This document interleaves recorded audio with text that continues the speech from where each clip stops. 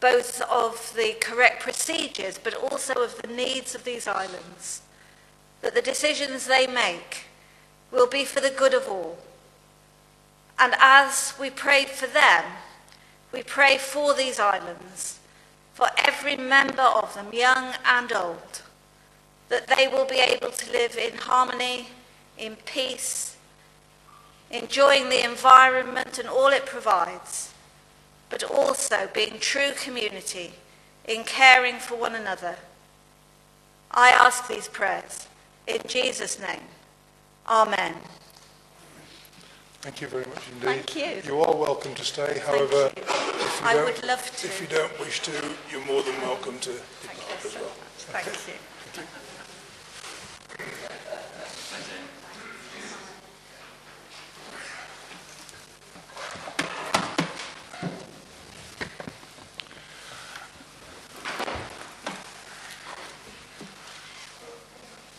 So a warm welcome on this cold day, everybody, and I'll start on item 1 on the agenda, which is declarations of interest, and I will kick that off with I am going to declare a personal interest in item 11 and in item 13.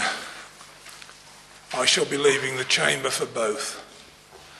Any more declarations of interest? Councillor Marcus. Chairman, I've got to declare an interest in item 17, update on corporate estate. My wife is a leasee of council property. Councillor Williams. Can I declare a non-pecuniary interest in item 22? My wife is involved in waste and recycling. All right.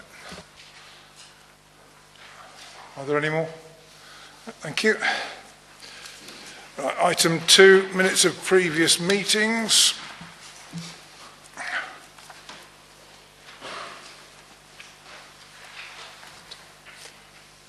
Vice Chair.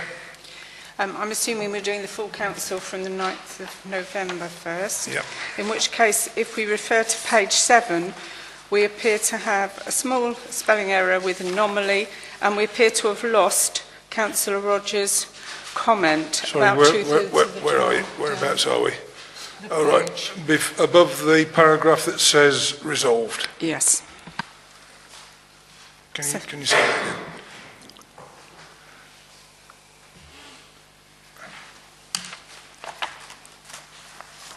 Councillor Roger referred to the Grey Sack collection on St Mary's and said that the outside collection of C. I think cardboard. I think it was about cardboard. Was it? Cardboard. I think it was cardboard. Well remembered. I think you might be right. Right. With those 2 corrections, are we content with those? Oh, sorry, Councillor Mumford. Thank you, Chairman. On page 4, 9th paragraph down, it says Mrs A. Mumford proposed refusal based on what she considered was an acceptable level. It should be unacceptable, I think. Yeah. Thank you.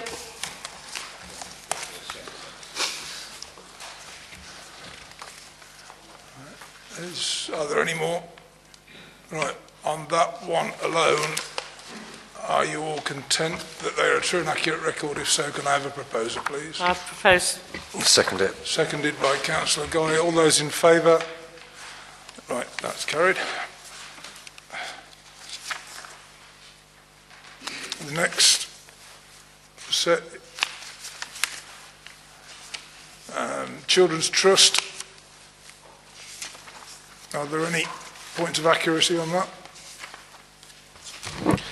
Chair, we don't take points of accuracy on the minutes from other meetings. They're just to note at this point, and it's for the meetings themselves to correct any... They are draft minutes anyway, yeah, sorry. Right, we just note those then. That's correct, isn't it? Yeah, we just know that. Yeah, okay. Chairman's announcements. I've got 1 or 2.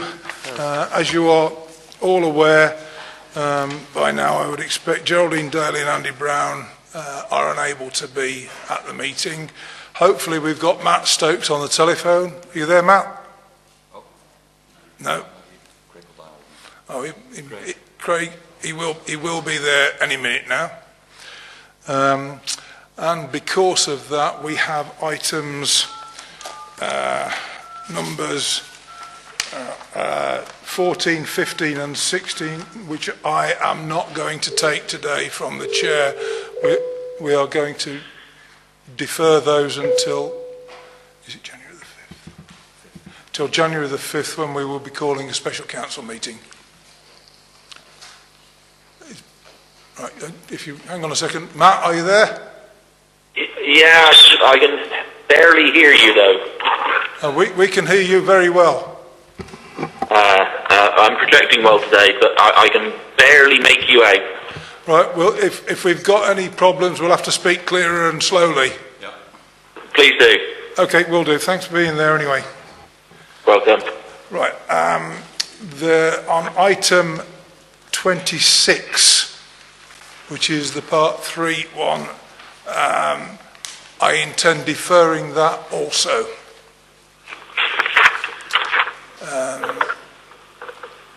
Yeah, okay.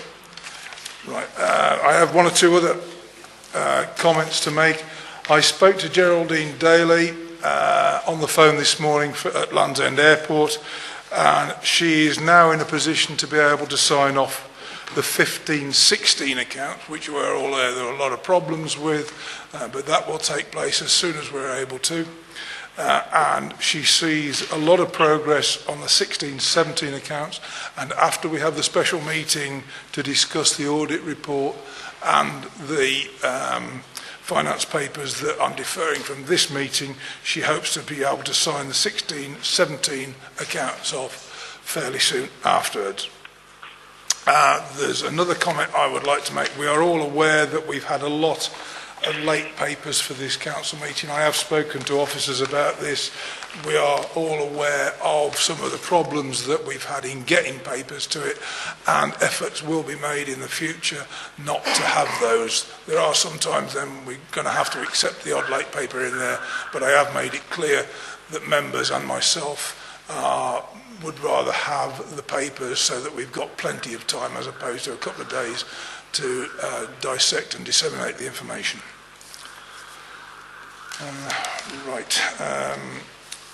Questions understanding order 14, I've not had any. Right. Item 5 is to consider reports.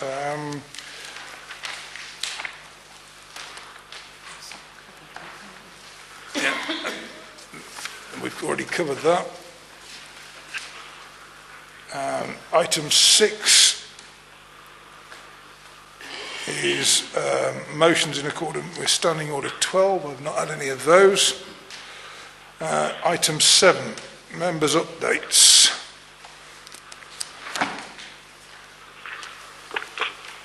Sorry, this is a big document, flicking through it. Supplement. Page 39. Still getting there.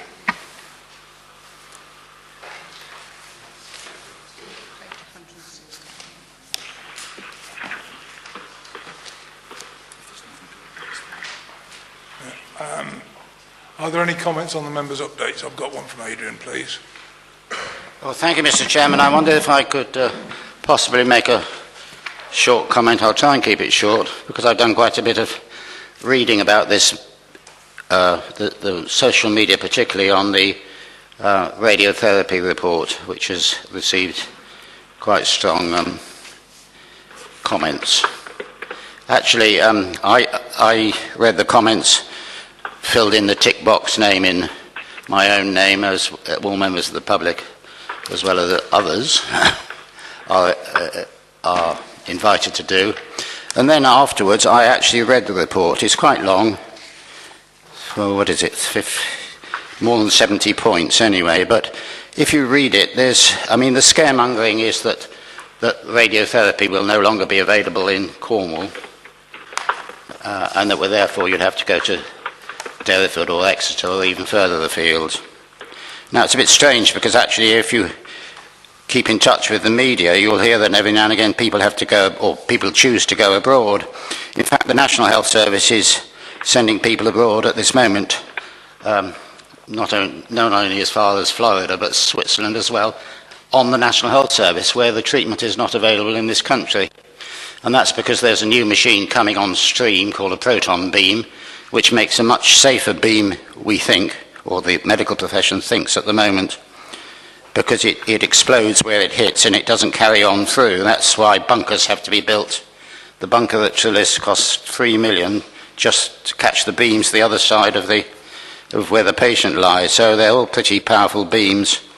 The government's actually building 2 of those, one in Manchester and one in London, and they are particularly useful for children because the beams stop where they are, and where you're dealing with, say, a brain tumour, it won't damage other parts of the brain, which you'll appreciate in a child is very much smaller. So the treatment is safer. What the long-term prospects are for these children, we know not, because it's not, come on stream, and it is obviously realised that some of the treatments, the heroic treatments that have been carried out in the past and have thought to have cured patients, damage their immune system so much that they suffer from other malignancies later in life. Anyway, there's 2 of those being built. They're going to come on stream next year. One will be in Manchester and one will be in London, where they have to dig a hole 32 metres wide and put a 90-ton machine in it. So it's not the sort of thing you can do all over the country, let alone the problems in London are pretty terrific.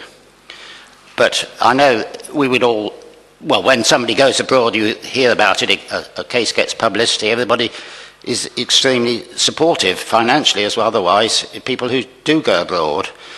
But if I had one of these cancers or my child had one of these cancers, I would welcome the opportunity to go to London rather than Florida. So we have to think carefully about this and realise that, what this report is actually suggesting. The ordinary linear accelerator machines have grown up over the last few years. Radiotherapy, one form or another, has been with us for over 100 years, so it's grown. It was growing even before the health service came in, but it's come about in a patchy system, and it's got to the stage where when you have radiotherapy, it employs not only physicists who are not medically trained, dosimeters, anyway, however you say it, people who have to work out the dosage, and even engineers to run the machines. So it's not the sort of thing, there's a staffing issue in this as well as actually the machine and the costs. Anyway, the government want to update the machines and have a centralised organisation. And if you actually read the document, and if you excuse me, I'll just read some of the words which make it quite clear that no centres are going to be closed. So there is no question of closing the Sunrise unit at Trillis. And if you've got a moment, I would suggest you Google Sunrise Centre, and you will see that we're extremely lucky to have such an advanced and useful and clearly clinically hugely beneficial in our area, or at least in the area of Cornwall.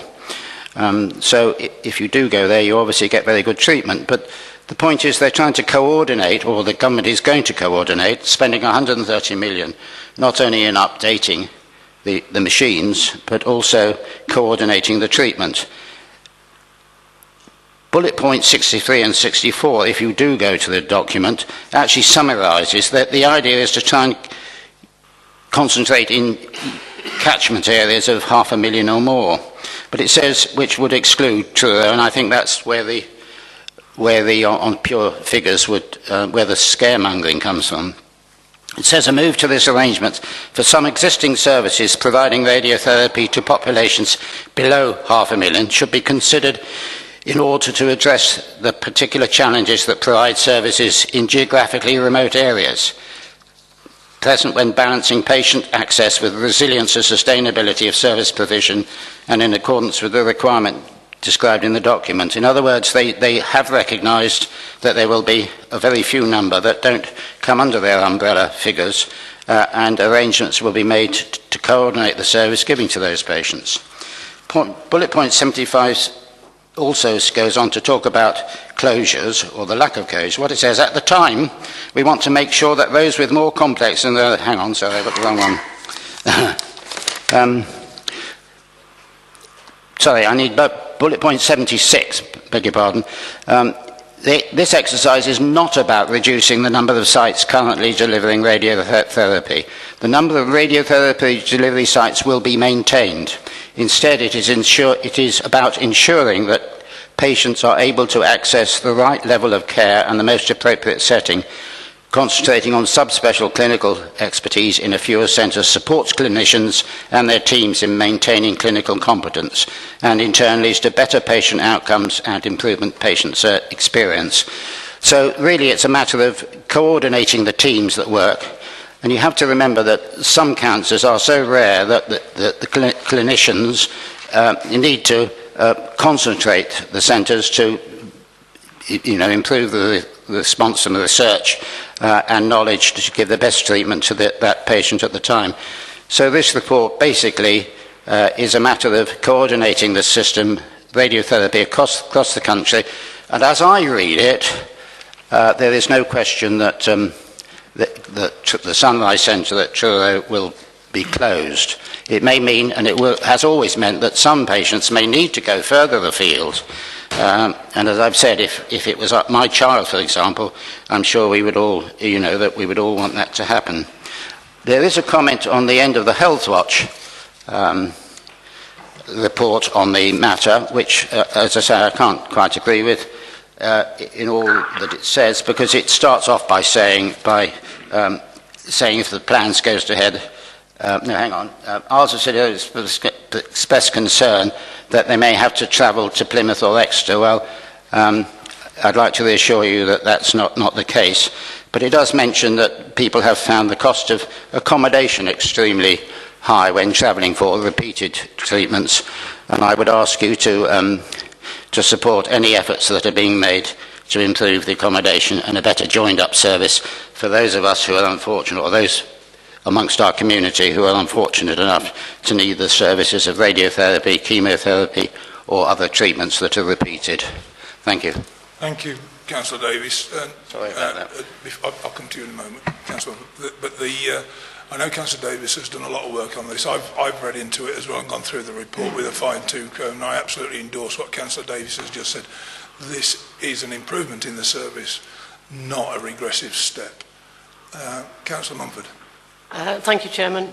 I'd just like to confirm to members that we have actually added this to the scrutiny work plan, and we value the lead member for adults' extensive and respected experience, and I thank you for that report, and we will keep everybody updated on what's going on. Thank you very much. Yeah. Right.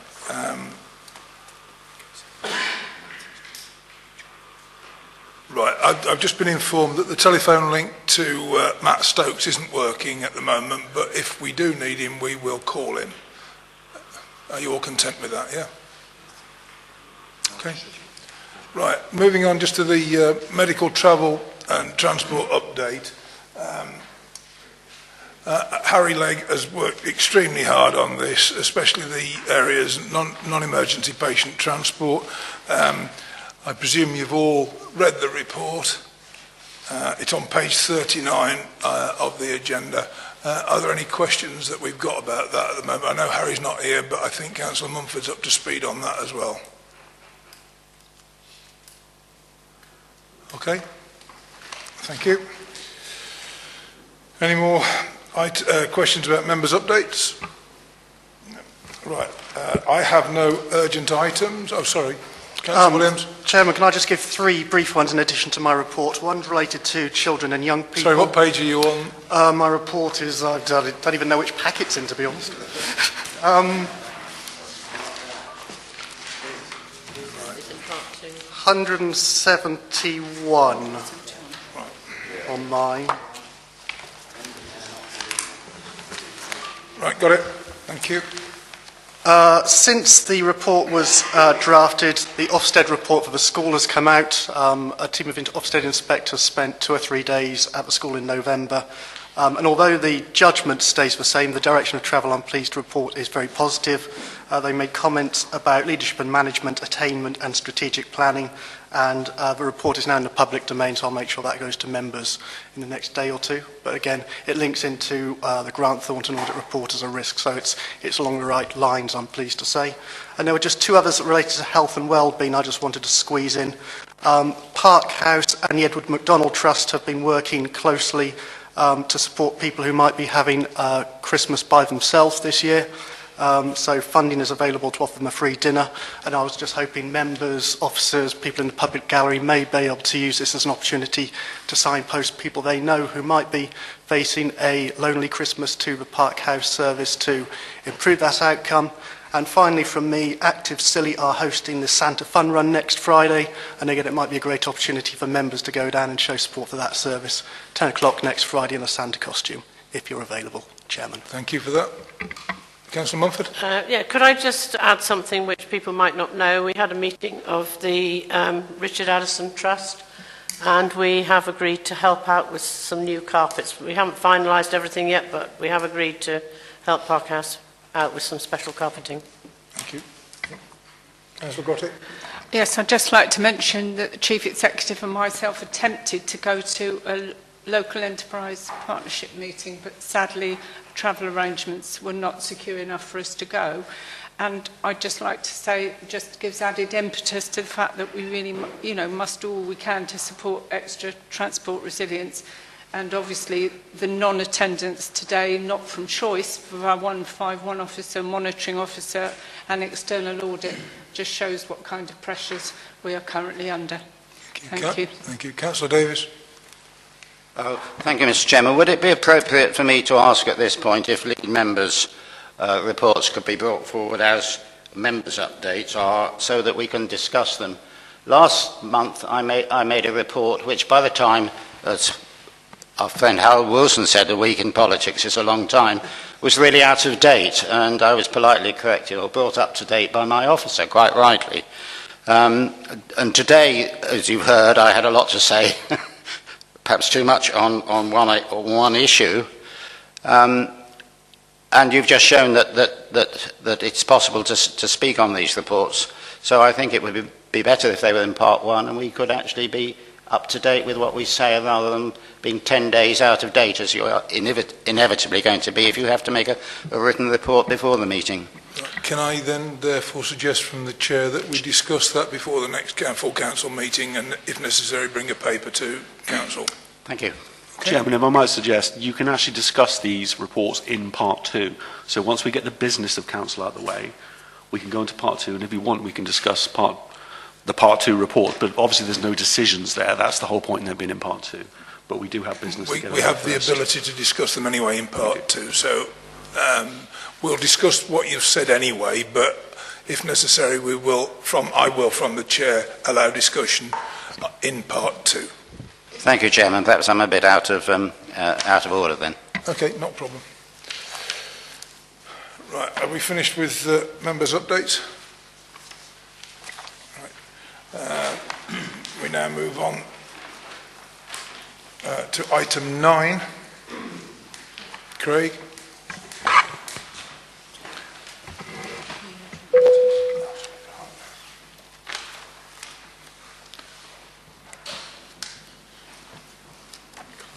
Thank you, Chair. This is a report, is an update on the Planning Department's complaint to the Planning Inspectorate against both the inconsistency of 2 recent appeals and against the award of costs for the Holyvale appeal decision. Members will note that whilst the decision at Holyvale stands, they have apologised for the award of costs, which they acknowledge was not justified on this occasion. Officers have put in a further letter requesting that Planning Inspectorate compensate the authority for the £6,028 it had to pay as a result of this decision. We're still awaiting a response to that.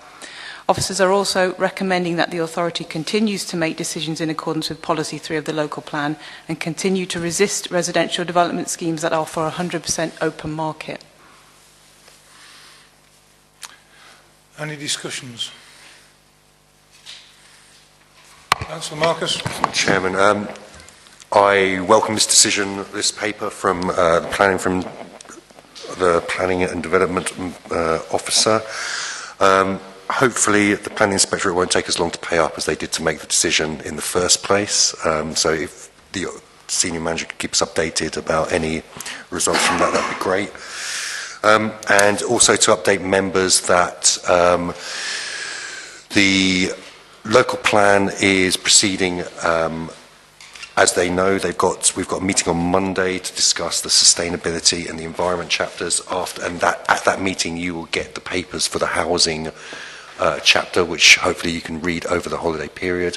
That housing chapter contains the 106 and paragraphs. So we will be having discussion on those in 2 meetings after the new year. That's it. So I propose the recommendations are accepted. Councillor Guy. Yeah, thank you, Chairman. I'd just like to thank the officers involved for the challenge, and I think they did a very good job. It's not often we get a... So, yeah, thank you very much for that. Councillor Sims. I was going to more or less say what Andy just said, but I think it's very important that this happened because potentially Craig's put the finger back in the dike, I think, which is the important thing, because certainly we have had some planning requests, possibly in the light of the decision, which now we've got a much stronger position to make the correct recommendations for the community. Councillor Davis. I would just, thank you, Mr. Chairman. I'd just like to say I think that the officers, I'm sure they do realise that they have our full support for reclaiming this money, and I think that, you know, we should make that quite clear today. Any other comments? We have a proposal. Is there a seconder? Councillor Mumford. All those in favour? Unanimous. Thank you. Item 10, Colossus Pilots Retreat. Okay, thank you, Chair. This is an application for a new dwelling in place of an existing garage adjacent to the property Colossus on Pilots Retreat. A dwelling in place of this garage was previously approved by Planning Committee in 2010 and a Section 106 planning obligation was entered into by the applicant. The permission lapsed without being implemented and the current application is again seeking to put a dwelling in place of the garage. As you'll note from the addendum report, the applicants have indicated that they will be prepared to enter into a legal agreement to restrict the occupancy of the dwelling to qualifying persons. On this basis, and subject to the imposition of standard conditions which members are asked to delegate to the senior manager and the signing of the Section 106, the application is recommended for approval. Discussion. Councillor Guy. Yeah, thank you, Chairman, again. As the applicants now are compliant with the new regulations and the recommendation is for approval, I would like to propose the approval for the recommendation. Any other comments? I would second that. Seconded by Councillor Marcus. All those in favour? That's unanimous approved. Item 11, I'm afraid I'm going to have to leave the chamber for.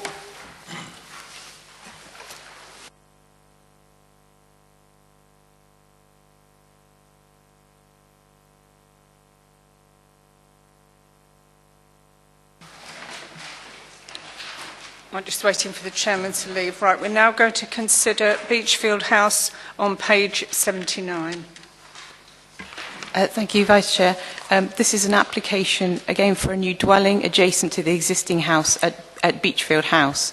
The design is of a 2-bedroom, 2-storey detached property which sits within the existing building line of properties at Thomas's Porth. The scheme has been assessed as acceptable, subject to occupancy restrictions being imposed on the granting of the permission. In negotiating the application, the Planning Department has made it clear that refusal to enter into a Section 106 would result in the development being socially unsustainable and contrary to both Policy 3 of the Local Plan and the National Planning Policy Framework, and would be recommended for refusal. Whilst you'll note from the report that the applicant is concerned about the viability of the proposal and that the value of the property will be affected by the planning obligation, which may mean it could not be delivered, he has agreed to enter into a 106 in order to avoid a planning refusal. And on the basis that the applicant is agreeing to enter into a Section 106 to restrict the occupancy of the dwelling, the application is recommended for approval. I would just say, sorry, can I just say something first, Councillor Sims?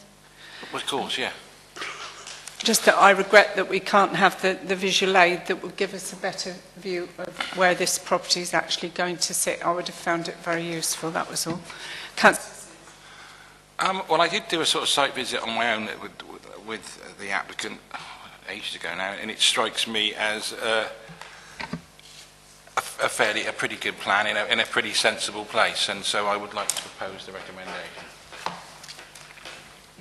Can I just ask the planning officer a little bit more clarification about any possible or the overlooking that does exist? Because it is difficult to actually note from the paperwork. So the proposed dwelling sits in kind of what is a strong building line of properties along that road. Yeah.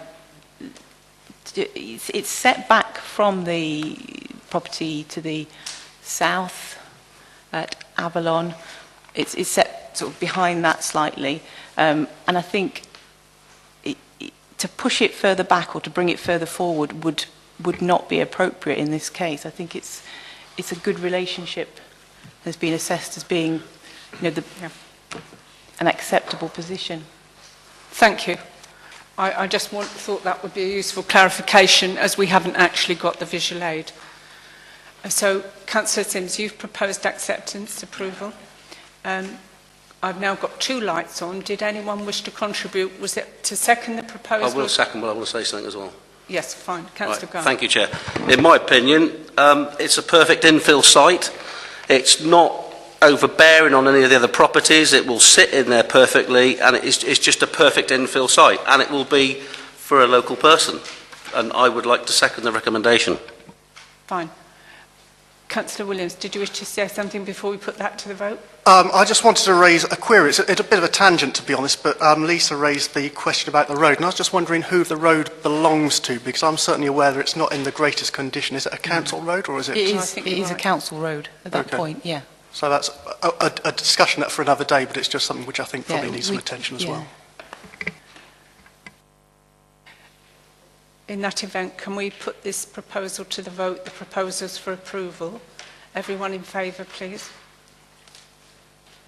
That appears to be unanimous. Thank you. Could I just say that perhaps the planning officer could discuss with Mr Dryden the possibility of improvements to the road?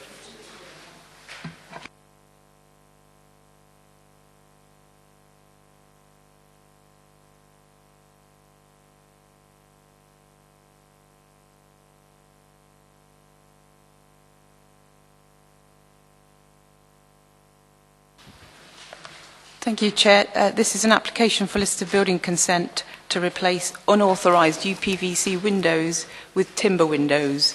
The application is as a result of investigating complaints against the use of UPVC windows in Tresco Abbey, which is a listed building and a registered park and garden. The proposal is considered to be acceptable and is recommended for approval. Any comments? Proposed by Councillor Sims, seconded by Councillor Marcus. All those in favour? Carried. Right, I'm going to have to depart for number 13. I'll hand over to the Vice Chair again. Thank you, Chairman. Hang on.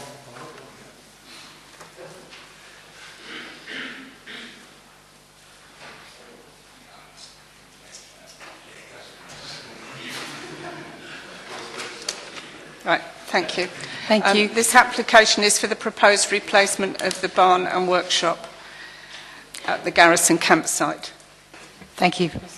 This is an application for planning permission to replace a deteriorating lean-to timber building with one of the same size and design. The key difference with the replacement structure is it will be covered with an on-line roof in place of the corrugated iron sheeting, on the basis that the former artificer's store, which is considered to be a historically important part of the defensive structures on the Garrison, will be unaffected by the proposal, and replacing the existing building will provide a greater degree of protection for it. The proposal, subject to the conditions set out, is recommended for approval. Can I just ask a question on page 107 at 6.7, where the archaeological unit have asked that the structure be recorded? Can I ask if that is in process? There's a condition that requires, if this is approved, that they record before, during and after and submit that to show the benefits to the artificer's store. So it's, as soon as, if it should be approved, then there's a process that is triggered? Yes. Thank you.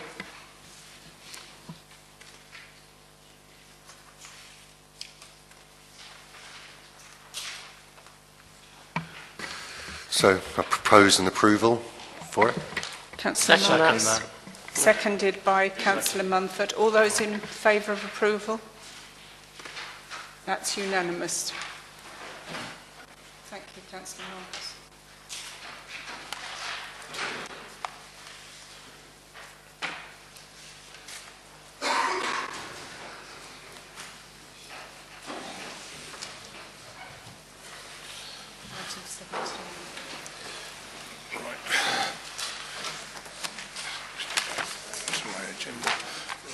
Yeah.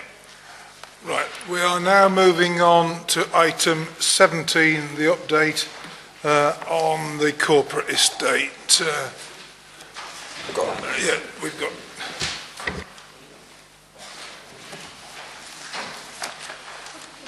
Chairman, I appreciate this is quite a lengthy report. What it effectively does is update members really on the progress and the direction of travel in terms of managing our council estate. And they're the properties that are listed actually in Appendix 1 of this particular report.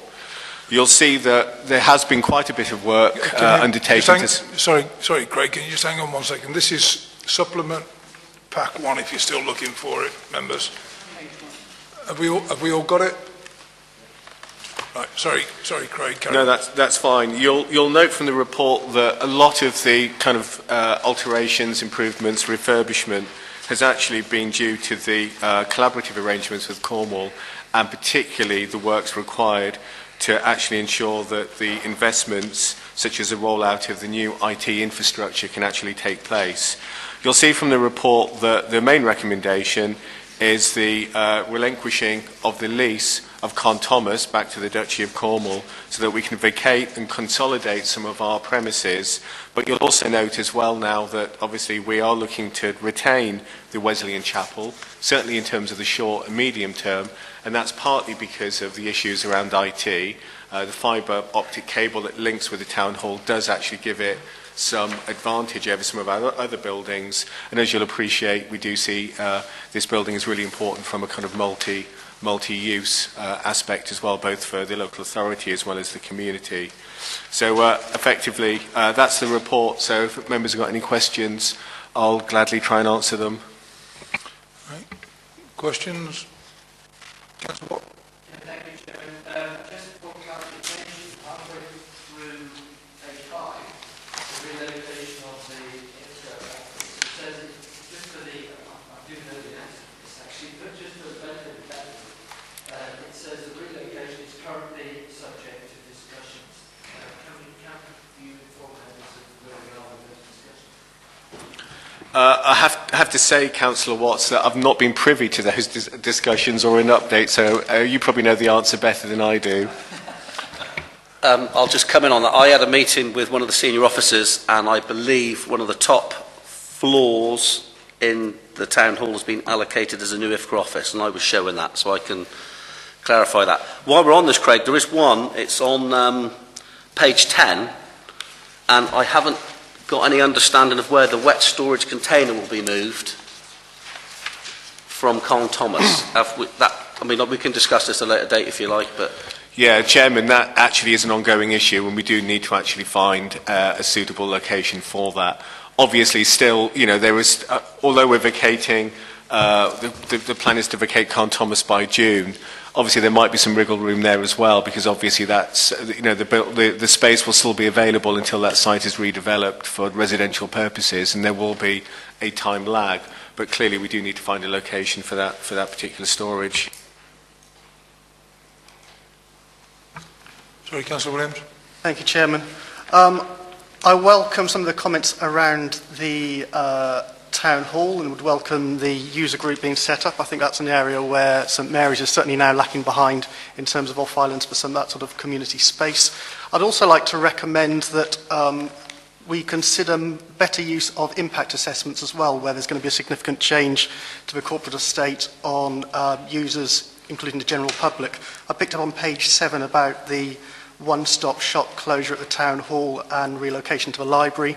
The library is going to come out of the Health Watch survey in January with very, very, very good scores. I think it's going to be one of the best regarded public facilities we're going to have, and I'm just concerned that we might end up with too many compromises. So where a one-stop shop is likely to move into a library, I want members and the community to be reassured that it's not going to be detrimental to any particular part of a service. And I think the same would be the same for children's services relocating us down to the wellbeing centre as well. I can see staff having adequate office provision, but again I've just got concerns about the provision for the activities which are developed to pregnant mothers, 18-month-year-olds, 16-year-olds at Youth Hub, active facilities. So I would just like to see a recommendation in the report that where there's going to be a significant change to facilities and delivery of services, an impact assessment is presented to members. I understand that is actually a requirement rather than a recommendation anyway. So yes, that will be done. Okay, fine. Okay. Councillor Sims? Just with regard to the town hall and the stage, I mean, there's been a number of meetings with Craig and Julian and the Theatre Club, and I think they've been pretty good meetings. We've actually drawn a line about who's responsible for everything else. I think there's broad agreement on it. And the stage, whilst there's nothing physical done with it yet, the Theatre Club have got a number of things in hand to sort out the initial renovation, which would be relatively inexpensive to the extent the Theatre Club can probably afford to do it on its own, and that's in hand, and hopefully it will have progressed enough so that Theatre Club could put a summer play on there next summer. Pantomime is a whole different ball game because it's a considerably more complicated process to put one on. So the stage area is in hand and progressing, really, not to the council's cost at the moment. That's good news that the actual hall will be back in public use and the stage as well. Thanks for that, Councillor Sims. Councillor Guy. Yeah, thank you, Chairman. I'd just like to propose a recommendation. Second that.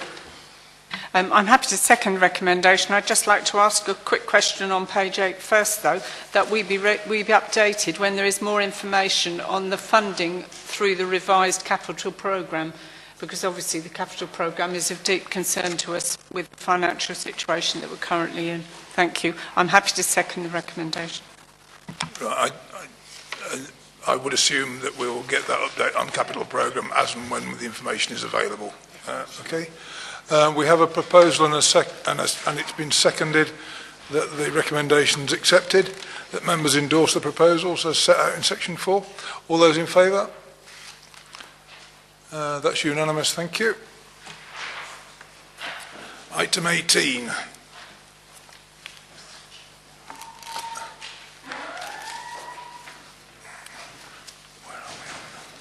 Where is it in the paperwork? Is it? What page? 113. Page 113. Got it. Okay. Jumping around all over the place.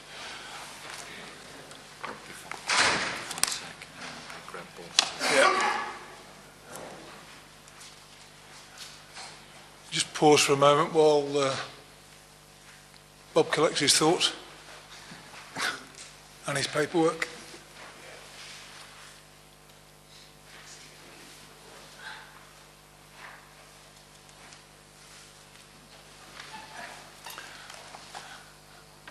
Just for anybody that's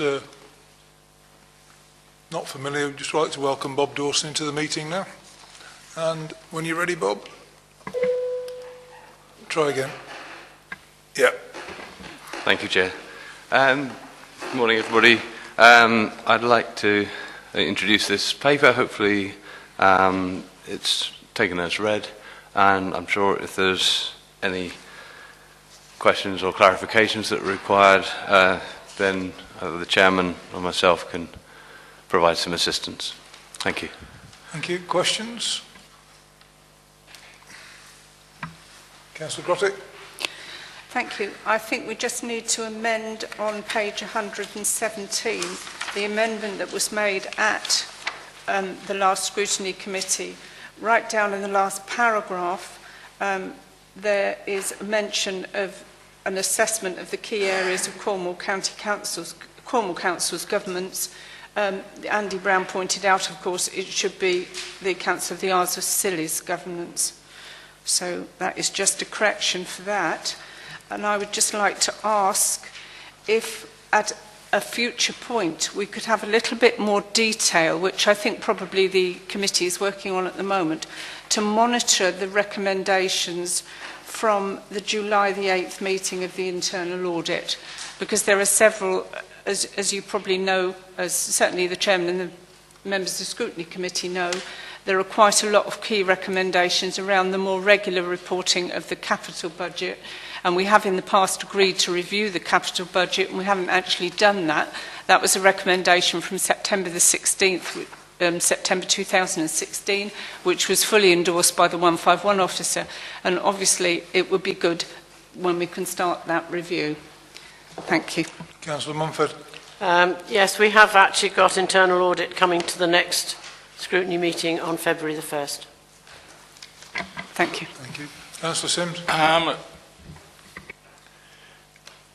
I'm just referring to item 26, which is now not on the agenda now. I think this item this is the engineering for the airport, local authority, fire service and rescue. I think that is something that should have gone to the scrutiny committee, perhaps before it came to full council. It's just a thought though, really, because it's that type of a... Thoughts on that? Issue. I was just mentioning it. I don't want to say anything further on that. Okay. Yeah, I think that fits into the pre-decision scrutiny model that we were talking about previously, and that would give full council more assurance that things have been looked into properly and maybe a narrower focus for investigation and scrutiny on those items. Then it could be presented to full council as more of a investigated piece rather than open-ended, and maybe would stop things, papers getting delivered and then deferred. So. You okay with that, Councillor Sims? Yeah, I was completely said. I mean, I don't want it to get. I don't want to.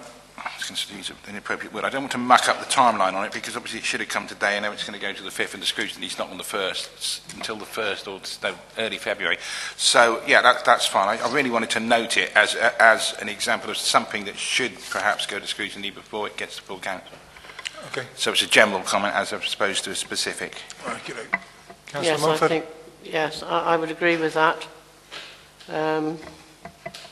We have got an informal meeting on January the 4th. We could discuss it then. Okay.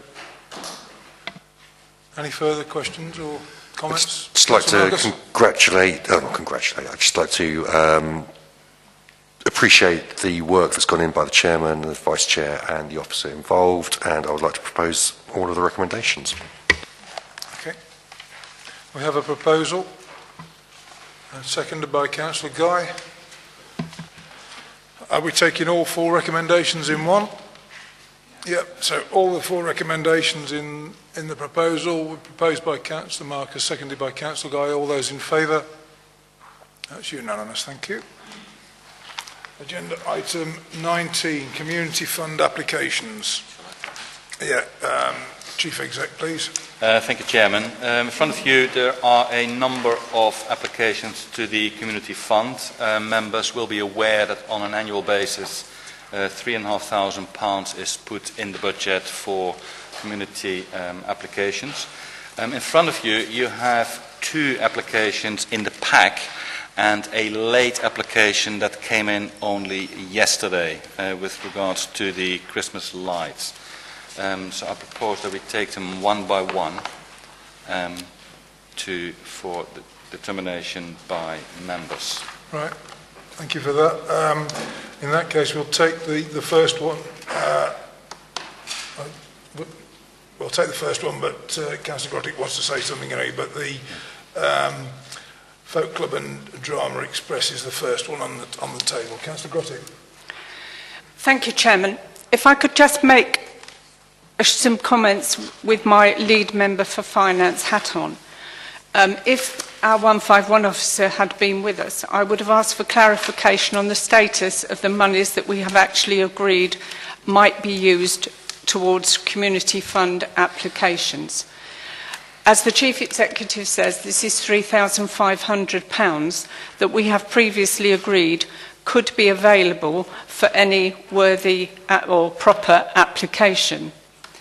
However, when we agreed this amount, I don't think we really understood the dire state of the council's finances.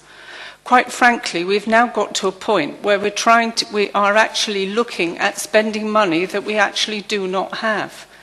The only way in which the budget will balance for this year is by taking money from reserves and from trading accounts, which obviously is not an ongoing, comfortable or even proper thing to do.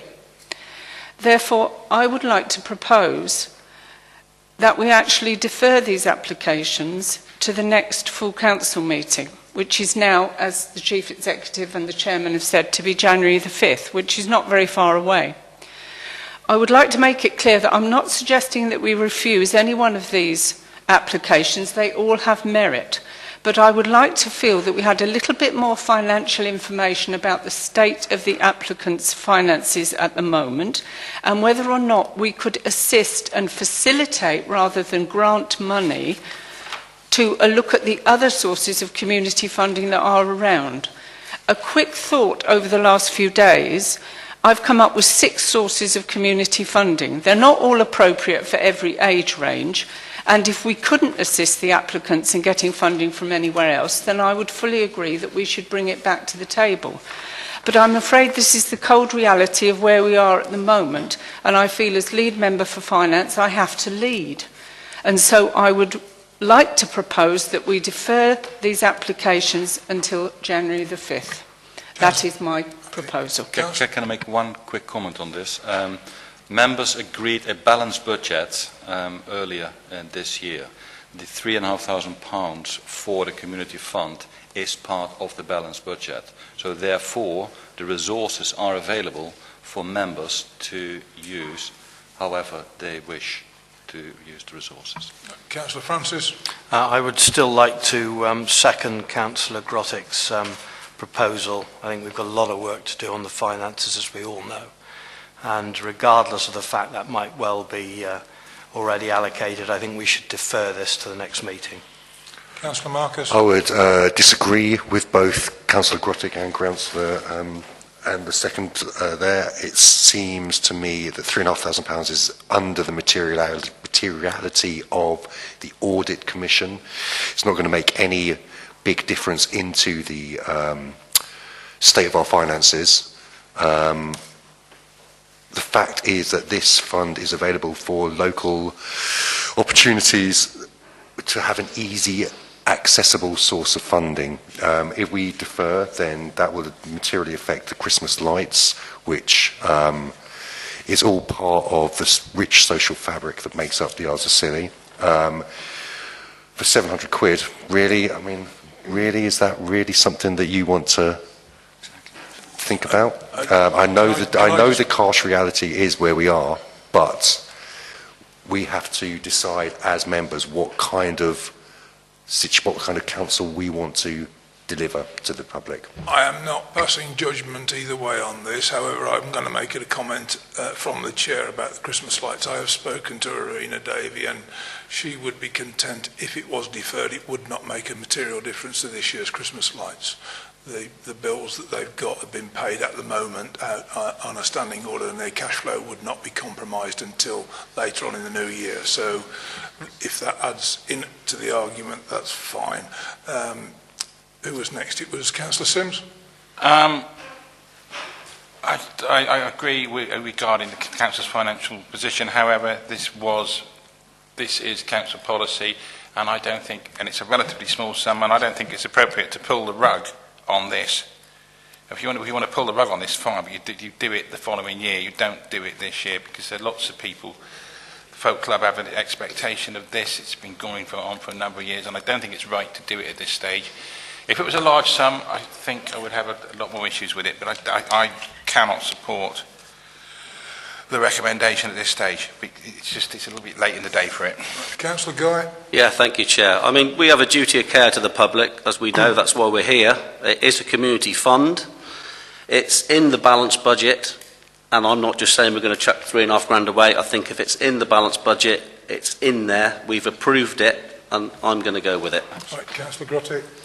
I would just like to ask the Chief Executive the status of the 3,500, because my understanding is that if it's not used, then it would be available for service provision.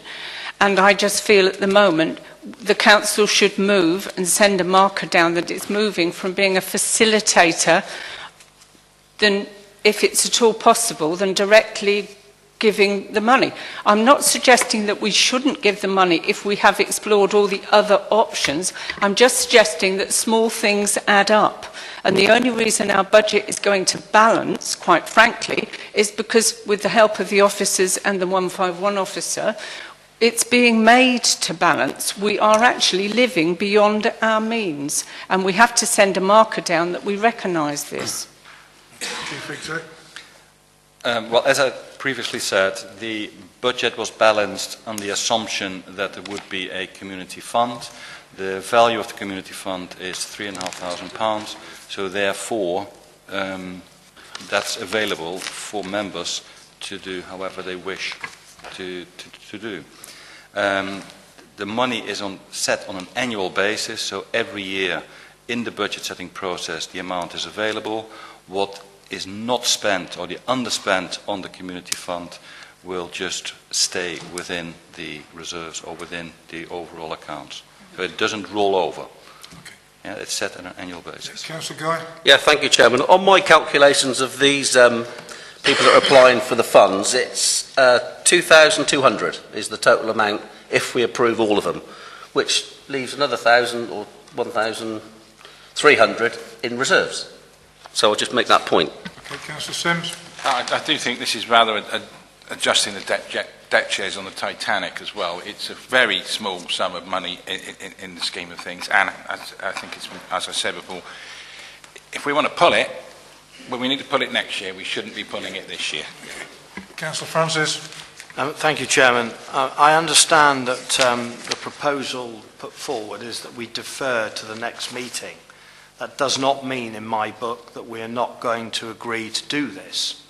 But I think it's absolutely important, Chairman, that with any spend, it doesn't matter whether it's 50p at the moment, we have to set down our marker as to the fact that we're going to be looking at everything.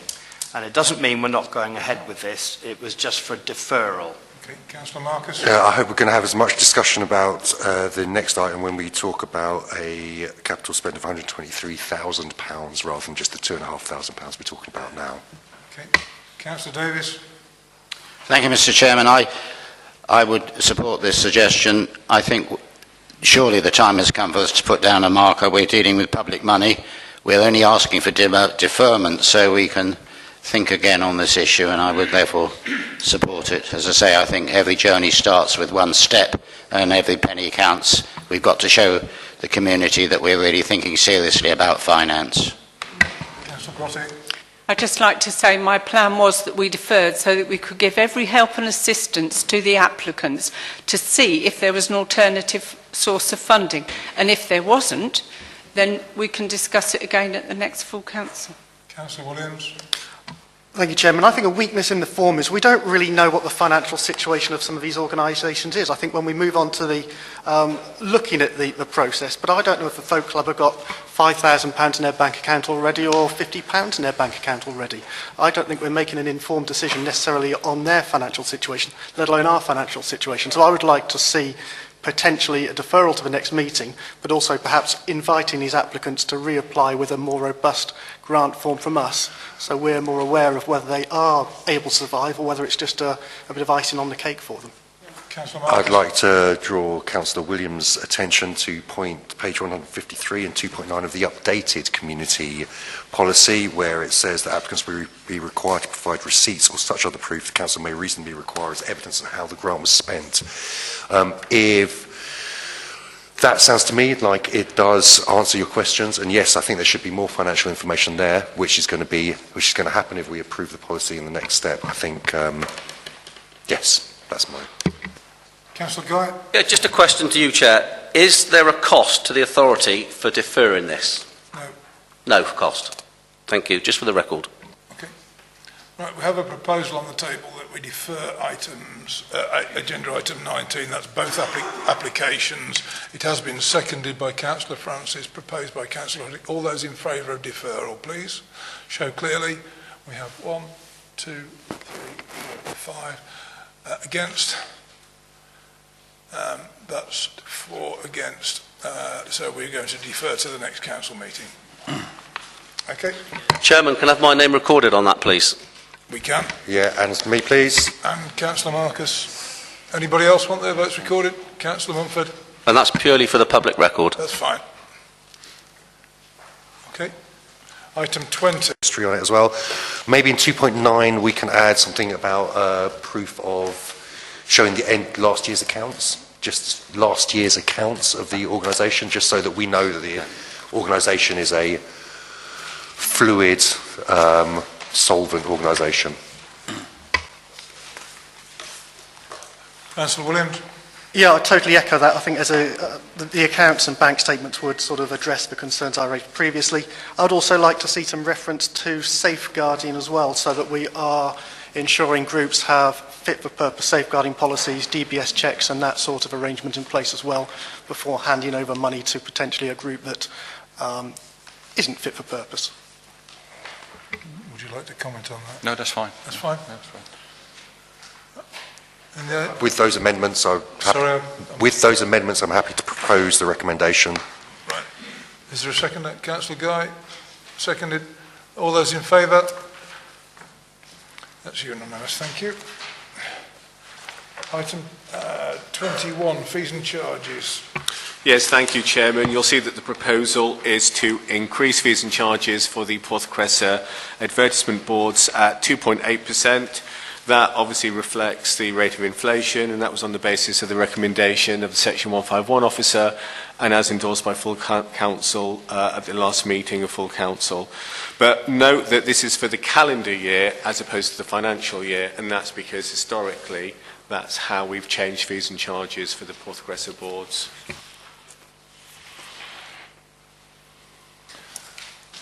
There's a question that I'd like to ask, is that do you consider that 2.8% is sufficient, considering CPR in the last month went to 3.1? I know it was based on the time that the September report... RPI. It's the September RPI. However, we're in a situation where it is increasing fairly rapidly. It's just a question because of current circumstances, that's all. Chairman, it's always very difficult because it's a moving feast, but that was on the basis of the recommendation of the Section 151 officer. Right. And also I'd point out as well that for the first time ever, we don't have a waiting list for the Porth Cressa boards, and in fact we're also running at 2 vacancies as well. So I think in terms of any price increase, we need to kind of balance out against supply and demand and make sure that we are actually maximising our income and actually providing an incentive for people to actually advertise in that area. Question answered. Thank you, Craig. Councillor Sims? I would like to propose it, and also regarding the 2.8, I think you can't really pick and choose which particular month of the year you want to run with in terms of inflation. No, it's just that it's a moving feast. That's the only reason I asked the question, that was all. In the aggregate, it will basically level out. Because there's no particular reason why October should be aberrant, if you get my drift. Yeah. Councillor Marcus? My issues with this report are the same issues I had with the fees and charges for last month as well, in that we're not really given any options. There's no idea of how much that money generated this budget generated last year. There is no option for, it's really quite simple. I want to see the last 3 years, I want to see 3 options and the impact on the budget.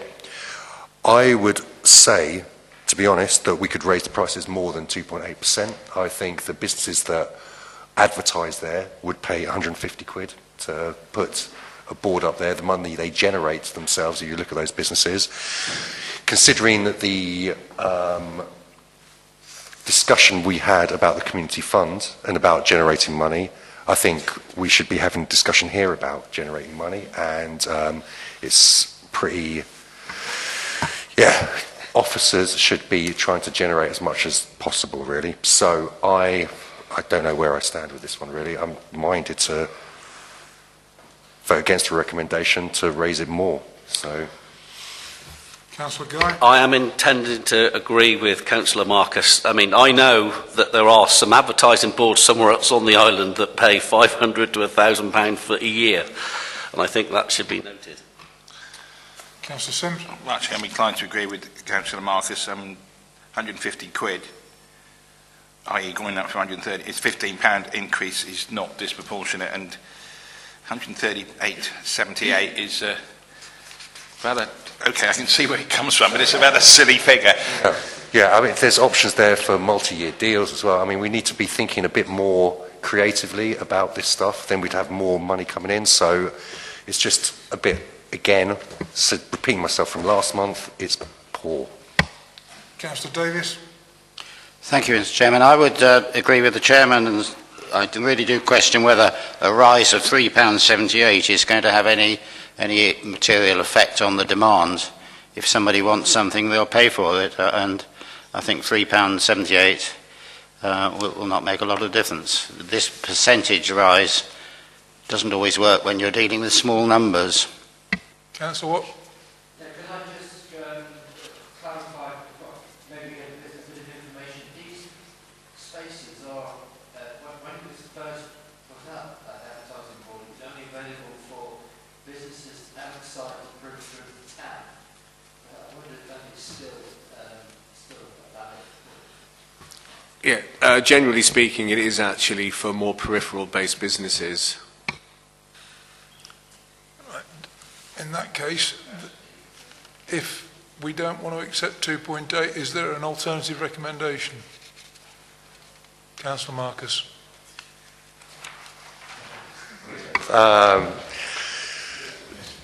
Yeah, great. I think that we should defer the paper, and then the officer can come back with some better options. This is a calendar year paper. It doesn't matter. No, I think I don't accept that. I think we can put the invoices out in the end of January. It won't make any difference to the budget. Craig? I mean, Chairman, the report will come back simply with a recommendation to increase by 5, 10, 15, 20%. I mean, what else can you do in terms of a percentage increase? It is what it is, and if members feel that a 2.8% increase actually isn't sufficient, then there's no reason why you couldn't make that decision today. Councillor Sims? Well, just so we don't have to retread this, I mean, I'm happy to recommend that we put up the fee to £150, which is a reasonable round figure, and it stops it coming back again. Is that a proposal? It's a proposal. I'll second that. We have a proposal that the fee is £150. All those in favour? That's unanimous. Thank you. Item 22. Craig? Chairman, if I could actually refer this to the Senior Officer for Infrastructure, Helen Pearce, I think she'll introduce the report.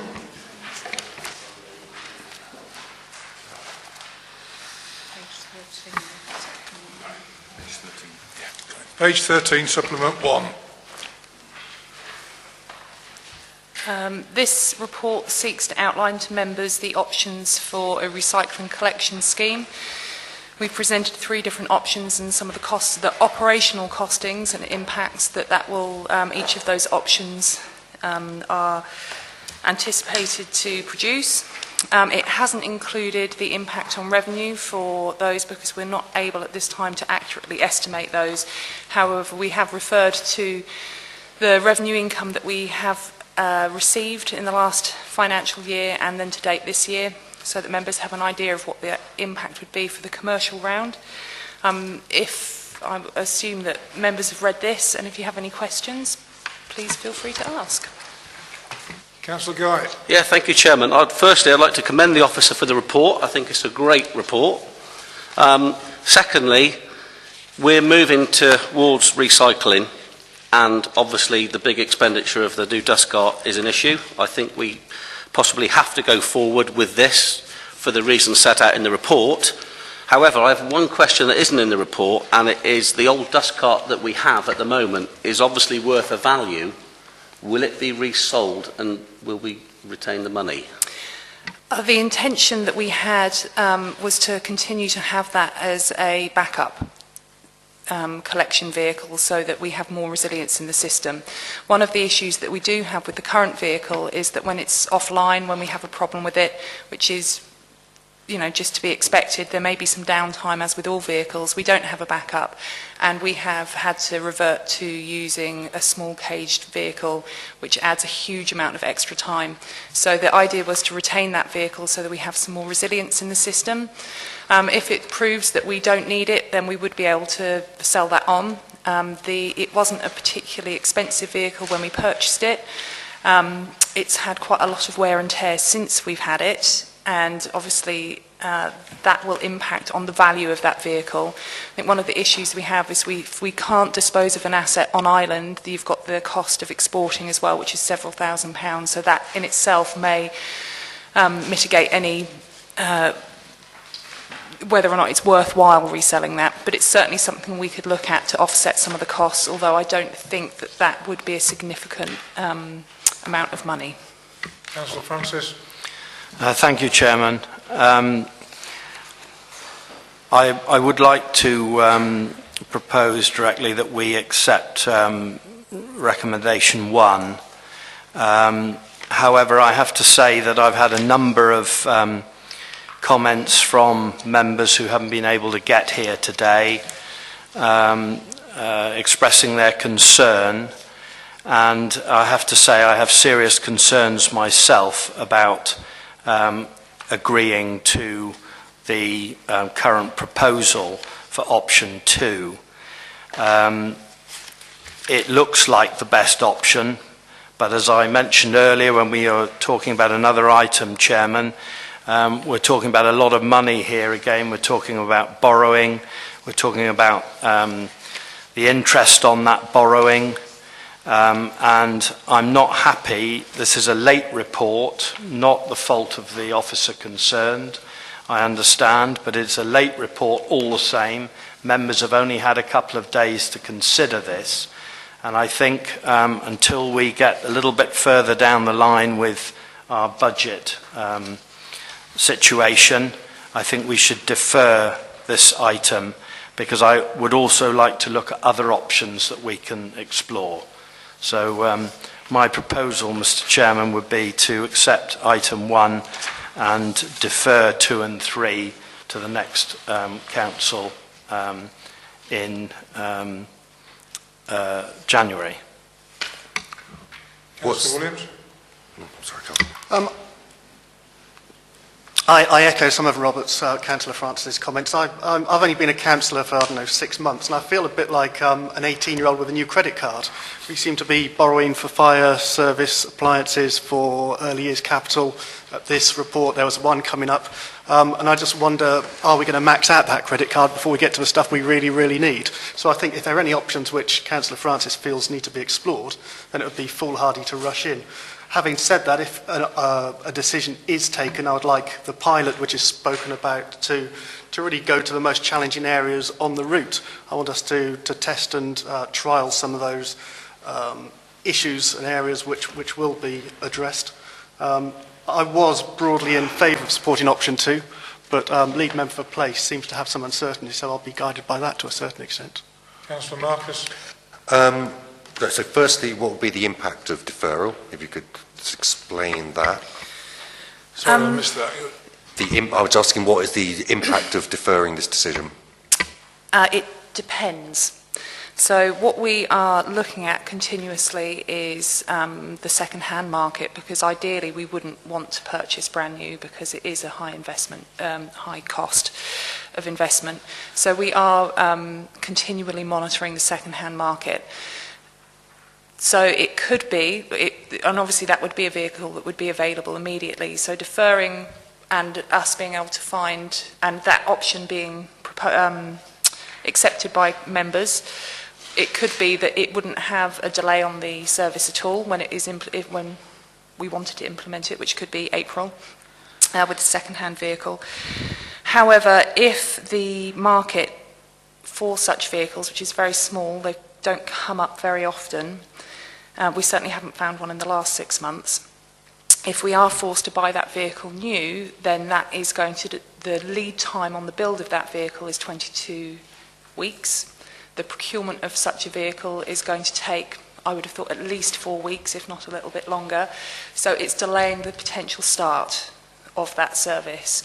At the end of the day, that could be something that members in the community are comfortable with, or it may be that you, as a group, decide that that isn't something that you can tolerate waiting for. Whatever happens, whatever decision you, as members, decide upon, there will be an impact on the budget. The thing about buying a new vehicle means that it will last a considerably longer time than a second-hand vehicle, so the cost of that is spread over a much longer period of time. So I think that's worth bearing in mind. But yes, so really it's about implementation time as much as anything. Can I just clarify for members as well, is that one of the difficulties we're finding with the second-hand market is that because of the restrictions of our road networks and some of our properties, that we have to have a vehicle which has a very small wheelbase in comparison to other refuse vehicles. The market, mostly for refuse vehicles, particularly recycling vehicles, is for 12-ton, 15-ton, 20-ton trucks plus. The vehicles that we need are something in the region of probably 7.5 tons, and very much like at the airport, very often we need actually something bespoke for the islands, and that's actually proving quite difficult. Having said that, we know that they are available, but they are extremely rare, but we're doing everything we can to actually source a second-hand vehicle. And Helen Pearce is absolutely right. The issue in terms of deferring this will be that the implications are that it might actually prolong when we do actually go out to recycle. Any form of service transformation and any change to service, there are going to be cost implications, and this will be absolutely a change to service provision because it will be collecting residual waste, and clearly it will be also collecting recyclable waste.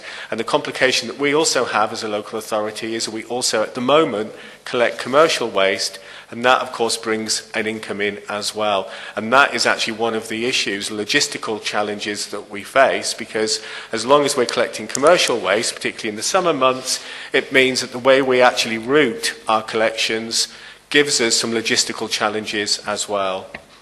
Councillor Grotty. Thank you, Chairman. Just a small point. By the way, I commend the report and the direction of travel. It's just a question of really not having enough time, given all there was a proliferation of late reports. It's been very difficult to assimilate all the information in time for this meeting. I would just ask that on page 15, there's a comment about council tax-paying customers whose properties are used as holiday lets. Now, just for clarification, my understanding is that they should then be purchasing grey bags, and I would hope that we should actually follow this up as much as possible, because we all know there's businesses that are just using the commercial waste collection, and this isn't the domestic waste collection, and this isn't right. Just for clarity, for people who pay council tax on their properties, there is a waste levy as part of that.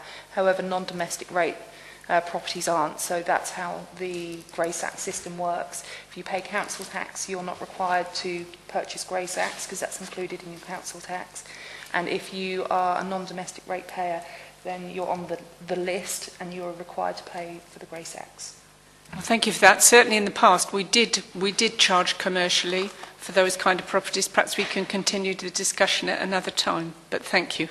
There I'm sure we could explore as much as possible that we actually do make sure that people, if they need to buy the grey sacks, do buy the grey sacks. Councillor Guy.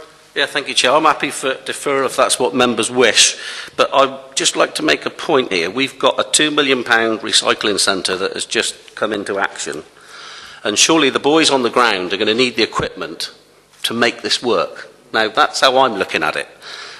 If you were to go down the route, and I'm not a mathematician, tell me if I'm wrong, we're going to borrow the money on the budget as is explained in here.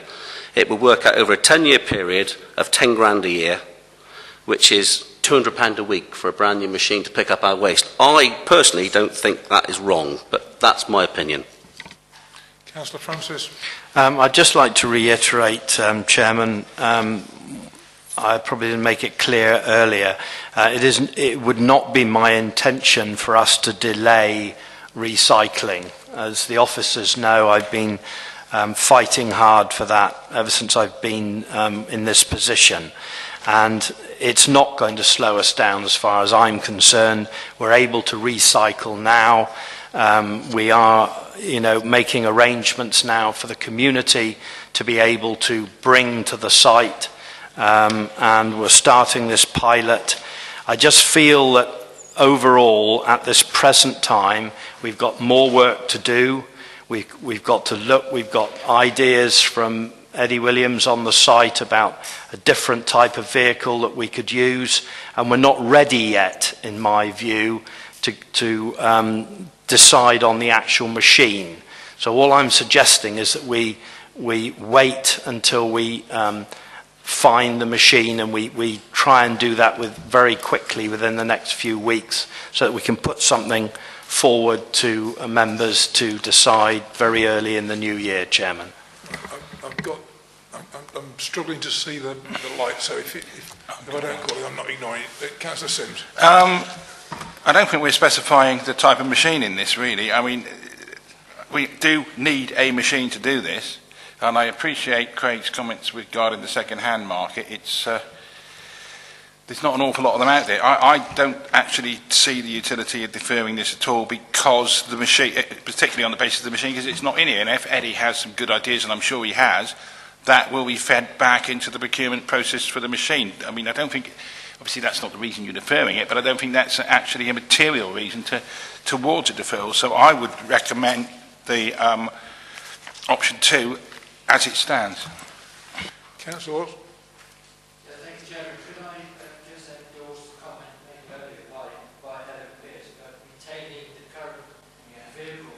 Well, remember in 1969 when the dust guard was written off due to a crash, we operated for 3 months with a tractor and trailer and a tarpaulin, which is actually tarpaulin in a pauling. It didn't work at all.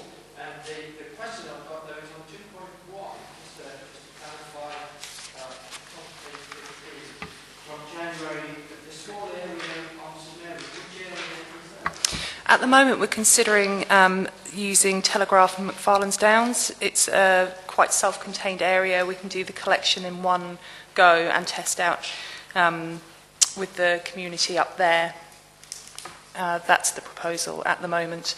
I take on board Joel's comments earlier about testing some of the harder areas of the island, but actually, in terms of that side of things, that would be, we don't have a collection vehicle that we need to test in those areas at the moment, so that really wouldn't add any value to the pilot.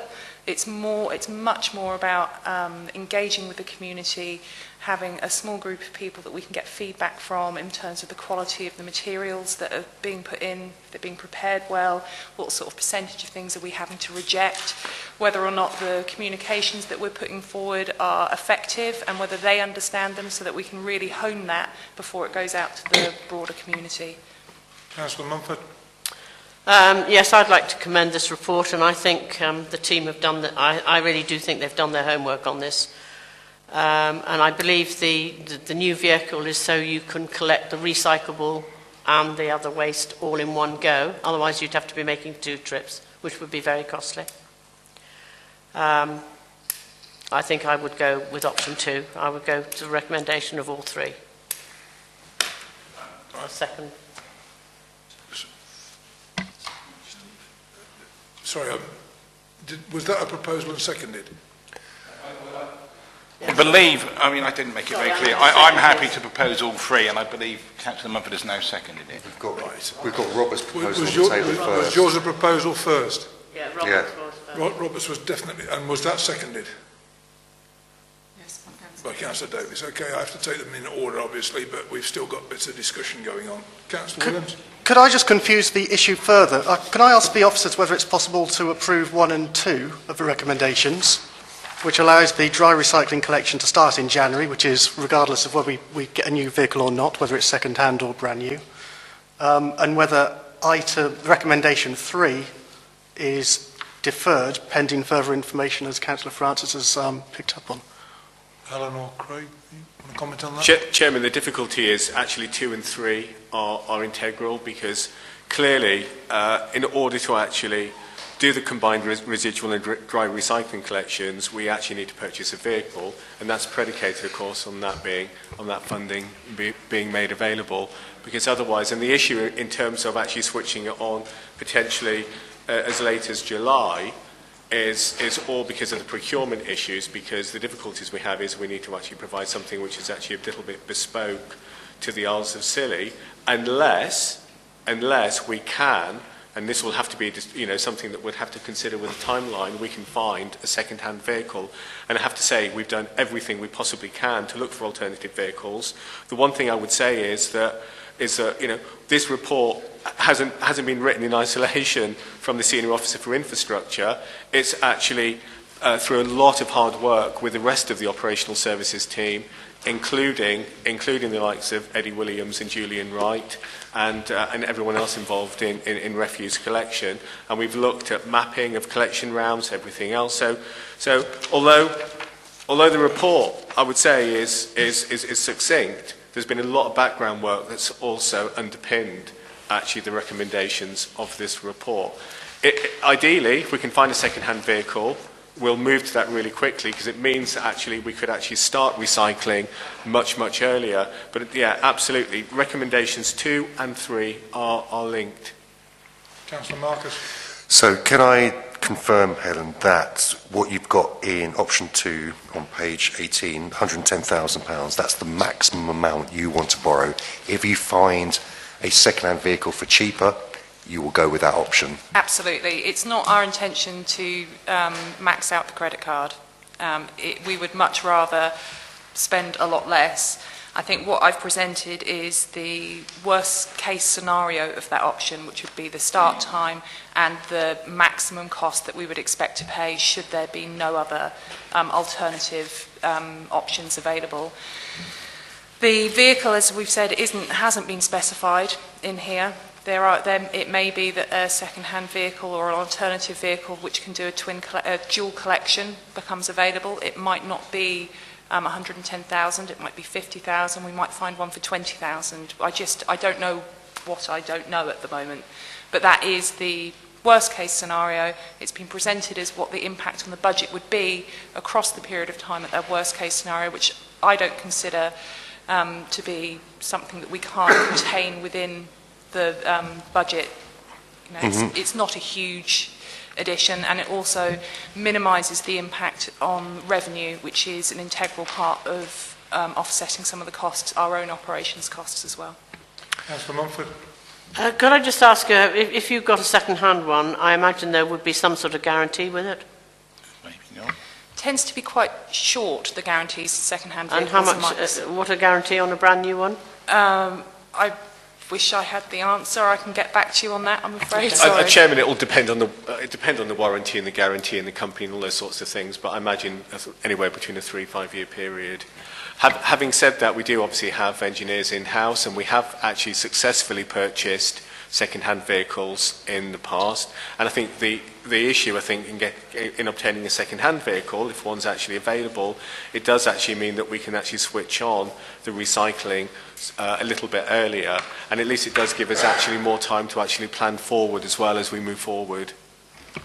Before I move on to other comments, there is one comment that I would like to make from the chair, and I suspect that every member around these tables has been commenting, is that I am being pushed by the community to implement recycling as fast as we possibly can.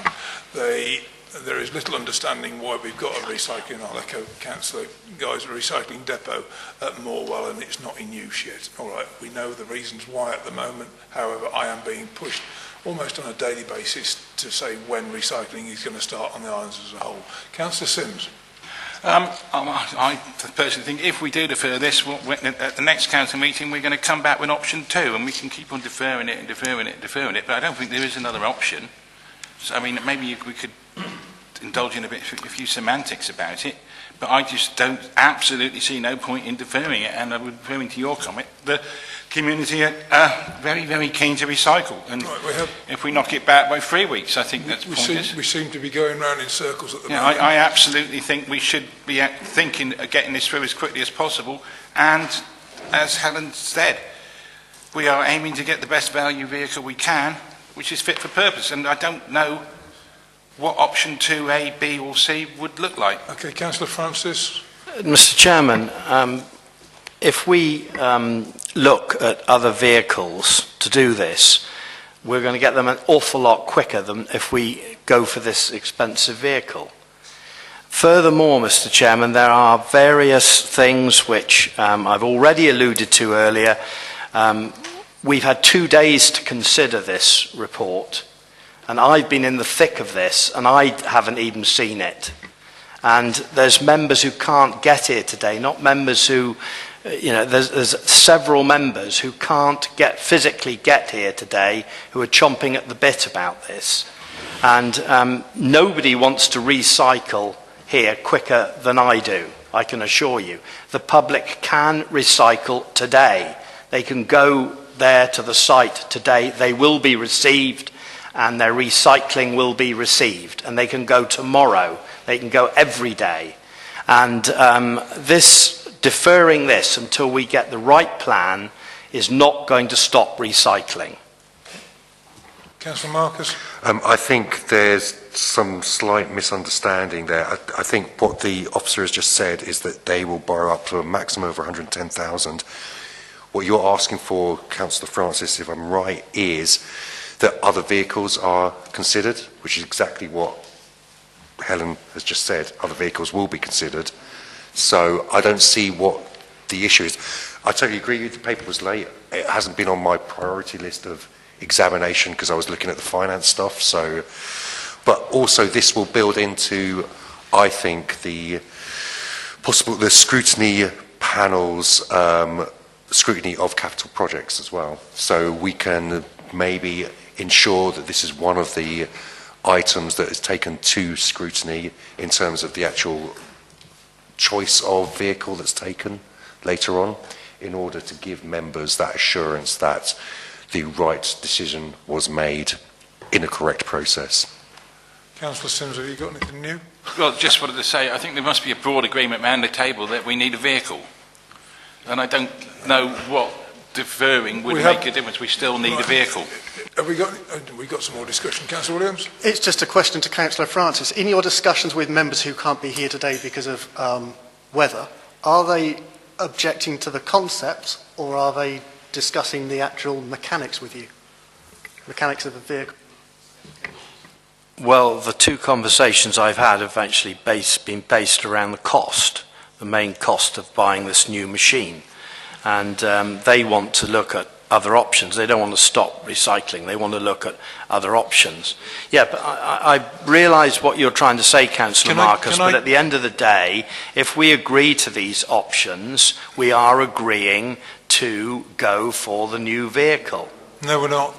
Well, right, can I just make a comment? Is that what type of vehicle we purchase is actually an operational issue, as opposed to the discussions that we are actually holding, which is budgetary. Does that clarify it a little bit for everybody? Right, are we finished with the discussions? In that case, we do have a proposal, and I've got to take them in order of they were proposed. And the first proposal was to defer the decision to the next. I think my proposal was proposed and seconded first, so I think it's the first proposal. Did I get that in the wrong order? No, you didn't, but not really. But my proposal was proposed and seconded first. Before the deferral proposal? Yeah, and that was seconded post mine. If you get my drift. Are we content with that? Sorry, I'd probably written them down in the wrong order. So we've got the proposal to accept recommendation 2 from Councillor 1, 2 and 3. And that was seconded. So we'll take a vote on that one first. All those in favour? Show clearly, please. We have 1, 2, 3, 4, 5, 6 against. 2 abstentions. 1 motion is carried for items 1, recommendations 1, 2 and 3.